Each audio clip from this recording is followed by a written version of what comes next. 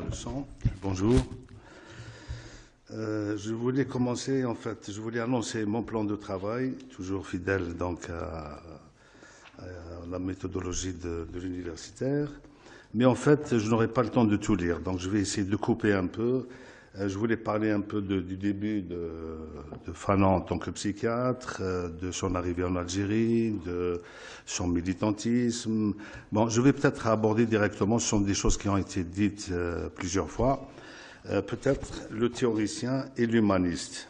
Donc j'ai intitulé mon travail Omar Frantz Fanon, entre humanisme et praxis révolutionnaire. عمر فرانتس فانون بين الإنسانية العلمية والتطبيق الثوري أو البراكسيس الثورية. Et je vais directement vous parler du théoricien et de l'humaniste. Je voulais faire une petite présentation de cette petite géographie d'où Fanon est issu, de la Martinique, donc la petite île qui s'étire entre la mer Caraïbe et l'Atlantique, sur moins de 2000 km, donc c'est une petite île, parée de lumière et de douceur tropicale. Ses rivages paraissent comme un bout de terre à la dérive, terre indolente et désœuvrée. Pourtant, sous ce vernis d'été, fausse carte postale, se découvre un passé que les vicissitudes humaines ont marqué du sceau de l'esclavage, du racisme, des révoltes et des guerres d'influence entre les anciens empires coloniaux. Ces événements donnent une saillie particulière à cette île. Une volonté implacable d'homme surgit pour tenter de se défaire des attaches de la servitude, des chaînes de l'esclavage. Cette déesse insulaire mêle son murmure endolori au concert bruyant de se révolter pour dénoncer et combattre les injustices. C'est le cas des sœurs Nardal en 1910-1920 qui tenaient même un salon littéraire à Paris où venaient donc se rencontrer donc les débuts de, si vous voulez, du militantisme martiniquais ou noir en général, donc bien avant le mouvement de la négritude. Donc les sœurs Nardal, René Maran également, un grand écrivain qui a écrit qui a eu le prix Goncourt en 1921, Aimé Césaire, tout ce monde-là vient de la Martinique. Aimé Césaire, et Frantz Fanon, Édouard Glissant et bien d'autres. Ils sont donc les porte-voix de cette rhétorique militante et puissante. De cette brillante constellation, Fanon, très tôt, cherche à reconnaître les sentiers de la libération et réfléchit aux impératifs d'affranchissement. Dès son jeune âge, il s'intéresse aux questions liées à l'histoire de son peuple. Le rapport à autrui, la dignité humaine tourmente sans cesse son esprit inquiet, cristallise en lui une sensibilité aiguë. Parallèlement donc à l'intense activité de médecin et de militant qu'il menait, Fanon continue à réfléchir aux formes de violence historiques introduites par le colonialisme. Il est donc convaincu de l'inutilité de dialoguer avec le colon en vue du projet de libération et de décolonisation. Tel est le rapport consubstantiel à toute nature dominatrice, en particulier celle du colonisateur qui contraint l'indigène à passer sous les fourches caudines de son système despotique. Je le cite, qu'il s'agisse de libération nationale, renaissance nationale, restitution de la nation au peuple, quelles que soient les rubriques utilisées ou les formules nouvelles introduites, la décolonisation est toujours un phénomène violent. Je voulais également relever un peu ce point de la violence chez Fanon, parce qu'il y a eu beaucoup de lectures qui ont biaisé son œuvre et qui ont été très tendancieuses par rapport à cela. Donc on lui attribue toujours cette violence. La décolonisation, pour lui, n'est pas donc une mystification, ni un phénomène magique. Il s'agit bien d'un processus de mise au centre de la réflexion du statut du colonisateur et le substituer au colonisé, une étape nécessaire à la réappropriation par la force de l'identité nationale de la terre et de la culture. Le déni d'une conscience morale est le socle de la pensée coloniale, dont il faut subvertir le pouvoir qui étouffe la dignité subalterne et obère son émergence. La phénoménologie de l'aliénation est un combat dont le trajet complexe ne peut aboutir que par la grâce d'une praxis révolutionnaire afin d'éradiquer les derniers symboles de l'imposture coloniale. La subtilité du colon, et ça c'est un point très important, a caché ses intentions, drapées dans les missions civilisatrices et confortées par une Église non moins étrangère à l'orthodoxie colonialiste, tout en lui préparant le terrain de la conquête. Le travestissement de la raison humanitaire primitive a introduit chez les peuples colonisés des clivages théologiques, précipite la dévalorisation et la mort de leur culture d'origine. Partout où l'Église a imposé son impérium, nous retrouvons ce tracé binaire d'une Église blanche et d'une Église noire, que régit un lien de soumission en dehors de toute structure hiérarchique. C'est la faillite de sa mission, c'est-à-dire la mission de l'Église, c'est la faillite de sa mission première de fraternité. Et l'appel de Dieu à son dessein d'amour se transforme en appel au massacre. En 1952, quelques mois avant de partir en Algérie, Fanon fait paraître aux éditions Le Seuil « Peau noire, masque blanc », un titre qui porte d'emblée le paradoxe. Paradoxe de la couleur noire, visible, celle de la nudité, de l'esclavage. En face, la couleur de la domination, couleur inauthentique, puisque l'humanisme européen et l'odyssée des missions civilisatrices ne sont qu'un masque. Cet ouvrage de l'aliénation est une réflexion philosophique sur le noir, un véritable humanisme, un manifeste d'humanisme, mais un humanisme de type nouveau, qui consiste à combattre les paradigmes humanitaires innervés de doctrines européocentriques. Ce texte d'une étonnante actualité, vigoureux par ses observations et ses affirmations tranchantes, est toujours à découvrir. Il reste ignoré des étudiants en France, rangé au rayon des études tiers-mondistes, pour ne pas dire un peu trop folklorique. Cet essai qui devait servir primitivement de thèse de doctorat de psychiatrie n'a pas eu la réception méritée et on sait que le mandarinat médical s'est opposé à sa soutenance. Et presque en même temps, à la Sorbonne, donc le Cheikh Anta Diop, une autre figure de la résistance et de remise en cause des certitudes et de l'historiographie officielle, donc s'est vu également refuser la soutenance de sa thèse portant sur l'Afrique, sur l'origine de la culture, etc. Le deuxième essai important est le damné de la terre, Mu'addibul Ard. Une puissante énergie se dégage de ces pages et empêche donc le temps d'y apposer ses flétrissures. Sa lecture laisse voir la même verve étincelante des élans fougueux d'un Fanon au service d'une plume pointée comme un défi à la face d'une Europe infatuée d'elle-même.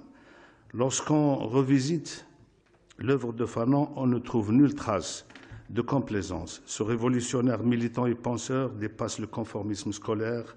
Il évite de suivre les brisées des philosophies existentialistes et des sociologies emmurées dans les limites de l'impérialisme de la pensée. Mal compris et attaqué comme un universitaire au goût noir, au penchant noir, porté sur la violence, il demeure l'enfant terrible par son engagement intellectuel. Il refuse donc l'orthodoxie universitaire, tapis sous les méthodologies savantes. Sa ligne de pensée s'inscrit dans le refus de soumettre ses analyses à l'étroitesse des règles de la pensée commune, une posture intellectuelle qui manifeste une défiance patente à l'égard des exposés doctrinaux issus des laboratoires d'idées préfabriqués. C'est dans cette perspective, j'allais dire sémantique, que s'insère une lecture alerte, sans a priori, de l'ensemble de l'œuvre de Fanon. Et c'est notre devoir, justement, de relire dans cette perspective et dans cette ouverture d'esprit les œuvres de Fanon, plutôt que de s'en tenir à des lectures qui ont été longtemps faites sur lui et qui ont, en fait, mal transmis ou mal interprété sa pensée. Considéré comme l'opus magnum de toute sa démarche philosophico-intellectuelle, Les damnés de la Terre paraît peu de temps avant sa mort. C'est un modèle de lutte anticoloniale. Il est réclamé par la jeunesse du tiers-monde. Même ceux qui cherchent à le réduire à un petit catéchisme de la violence ou un guide pour susciter un mal de rébellion, ce traité d'humanisme reste une interrogation constante. C'est une somme théorique que ce traité sur l'injustice de l'histoire, il contient, comme disait Henri Bergson, le philosophe, cet élan vital qui est une énergie créatrice et imprévisible qui habite les œuvres exceptionnelles. Et son œuvre, à coup sûr, moi je l'ai lu et relu plusieurs fois, c'est vrai qu'elle contient cet élan vital, cette énergie créatrice extraordinaire, et je suis toujours, je veux dire, à la découverte de quelque chose de nouveau dans son œuvre. Si l'actualité politique et intellectuelle française, jusque-là, se garde par un travers d'esprit ethnocentrique de toute considération aux thèses de ce théoricien de la décolonisation, c'est parce que la République a encore quelque mal à reconsidérer ses rapports historiques avec ses colonies, et nous espérons, le contexte le permet avec la visite de Hollande, qu'il y ait une meilleure ouverture sur ces choses-là. L'enseignement qui suit porte donc sur la problématique théorique et ses prolongements polémiques dans l'Europe francophone et dans le monde anglophone. Donc je vais en gros parler assez rapidement de la réception de son œuvre, si vous voulez, en France en gros et dans le monde anglo-saxon. Donc, pour comprendre cette polarisation, tenter de comprendre cette polarisation, c'est s'interroger sur les écrits de Fanon. D'une part, les raisons du rejet et d'une certaine diabolisation de ces thèses. D'autre part, voir comment la réception critique des chercheurs anglo-saxons l'ont un peu entouré d'une espèce de canonisation. Nouvelle posture du problème. Dans cette partie de l'exposé plutôt descriptif sur Fanon, j'ai été un peu bref, certes. Une œuvre si riche et abondante dont la présentation me défend de l'enfermer dans les limites d'une historisation biographique, c'est un point très important.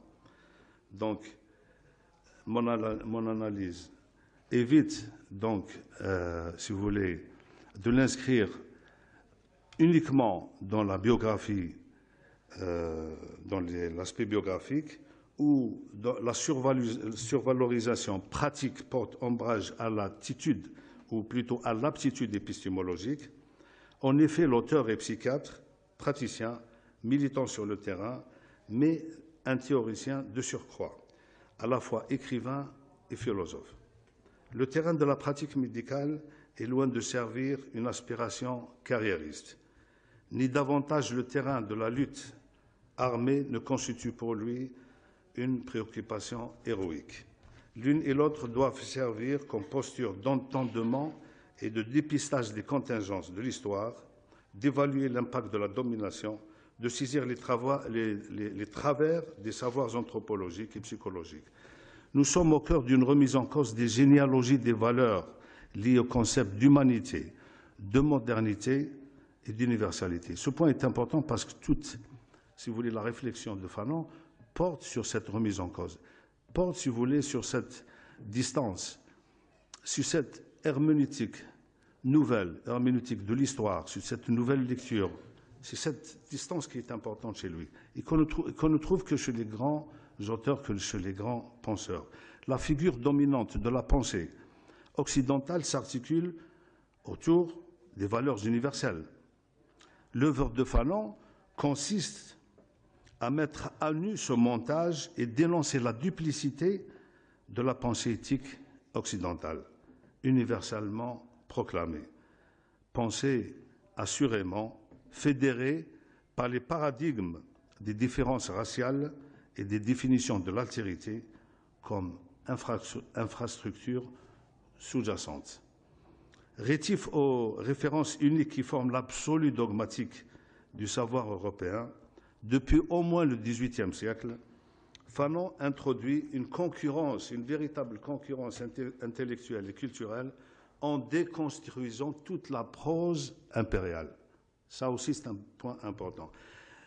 La réception francophone ou la réception dans l'ère francophone a fait du savoir fanonien un manifeste de la rébellion et son auteur un suppôt de la violence.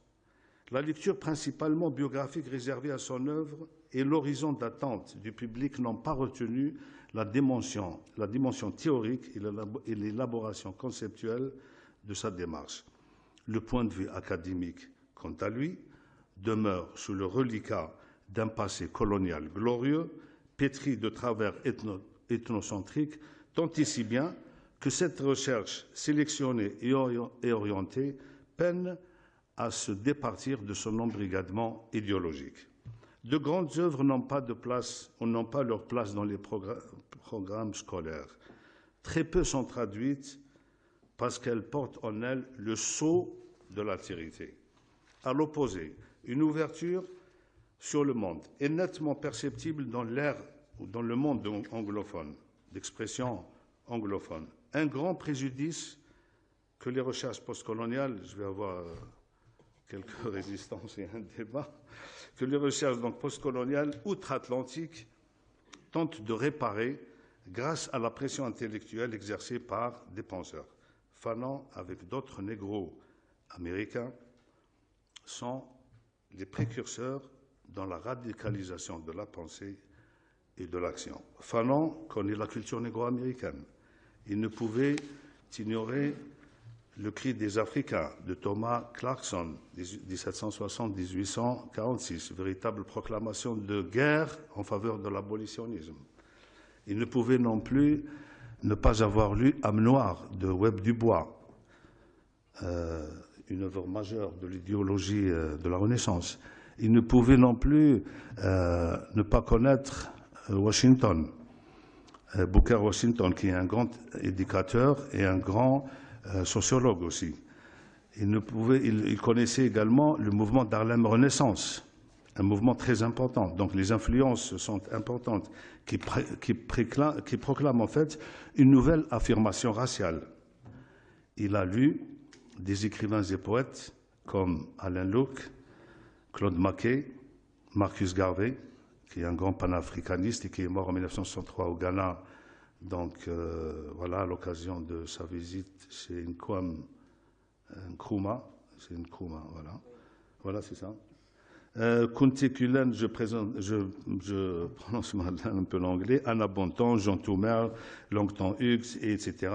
Donc Fanon s'est abreuvé aussi de toutes ces lectures. Cette élite noire s'appelait donc Talented Tent en anglais. Bon, il y a une anglaise, je crois, ici parmi nous.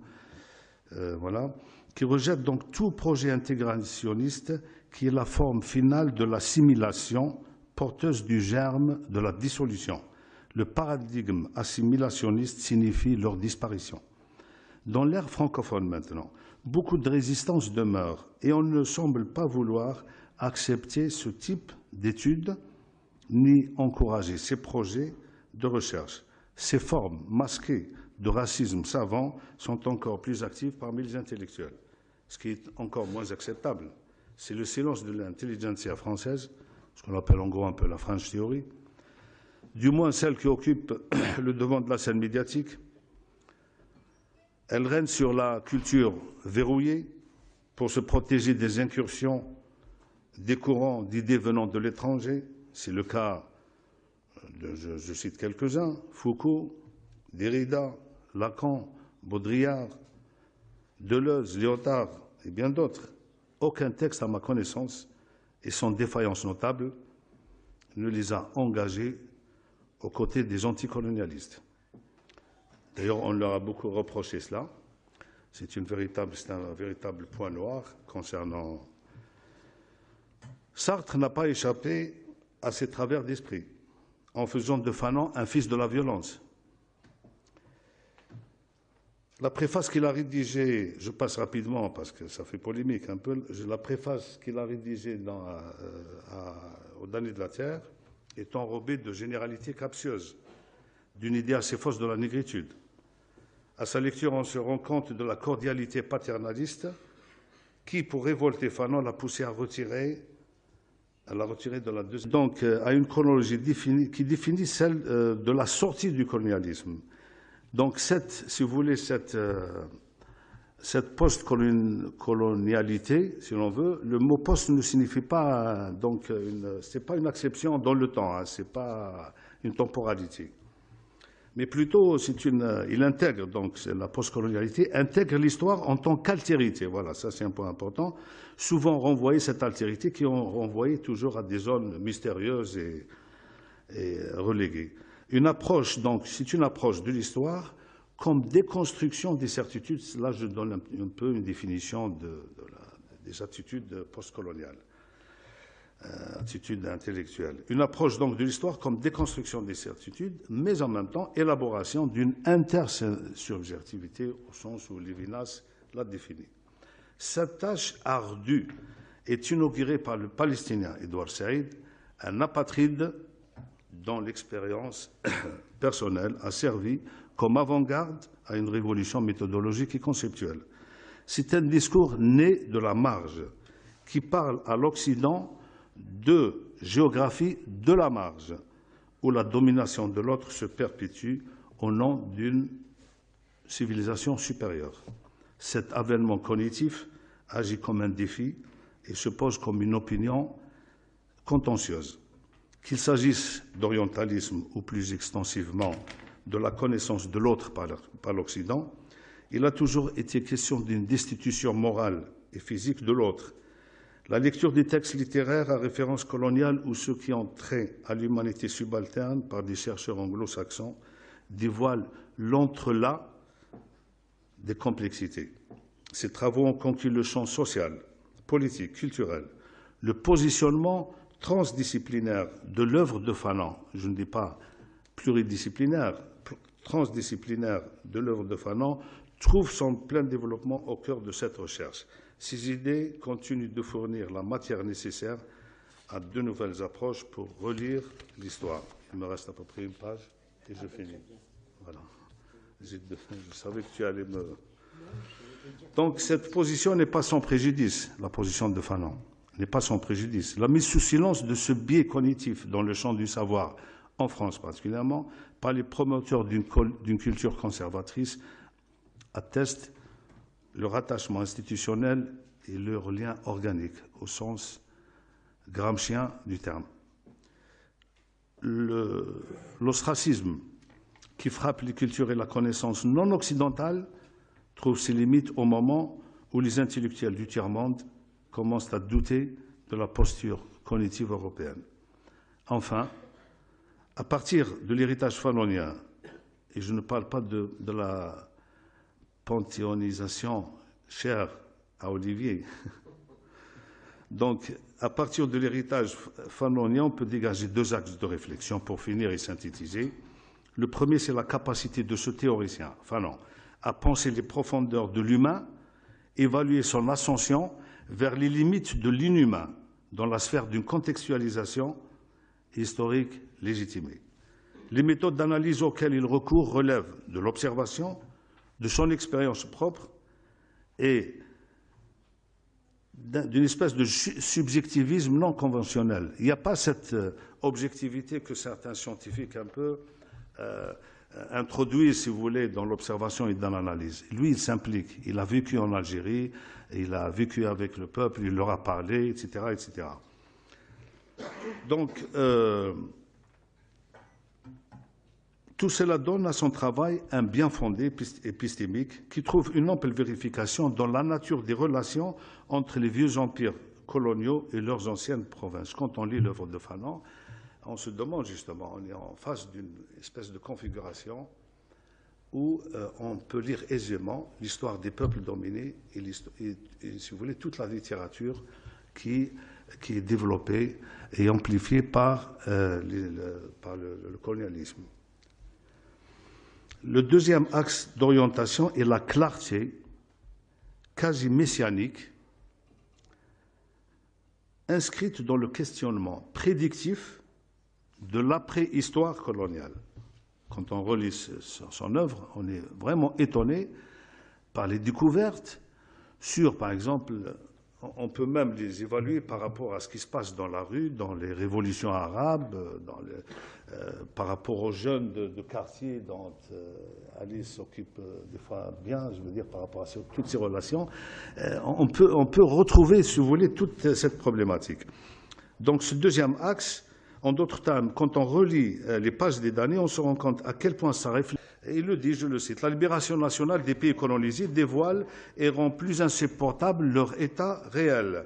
La libération nationale devient une expérience nouvelle pour l'État-nation, dans une configuration politique marquée par la différence et la distance avec l'ancienne métropole, mais en réalité, la nouvelle nation, toutes les nations, hein, après l'indépendance, reproduisent donc les mêmes tensions, les mêmes attitudes, un véritable ersatz impérial sous l'oriflamme national, sous la couleur nationale. Enfin, quelques paragraphes arrachés ici et là au gré des lectures des damnés de la terre vérifient ces assertions et confortent canoniquement les analyses.